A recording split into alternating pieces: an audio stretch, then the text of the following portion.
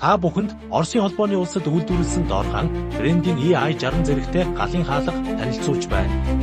Доорхааны хаалга нь галаас урьдчилан сэргийлэх найдвартай байдал бат бөх чанараараа ялгаатай.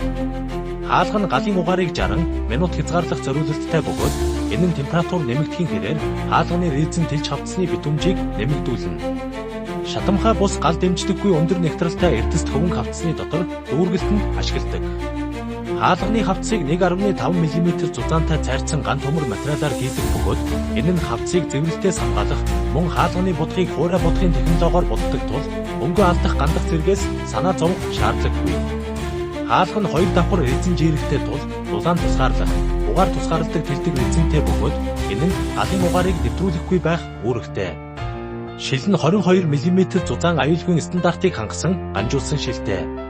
Бариулын үндсэн хийц ган төмөр халж хайлахгүй тусгай зориулалтын нээлэн бүрхүүлтэй олон улсын чанар стандартыг хангасан антипаник бариултай. Галын хаалганы гэгэвчний хэмжээ нь 300 мм харьцах 400 мм хэмжээтэй. Босгол нь ган төмөр хийцлэлтэй 7 мм зузаан хоёр талдаа бэхэлдэг салгаж авч болдог мөн полимер резин жирэхтэй байдаг.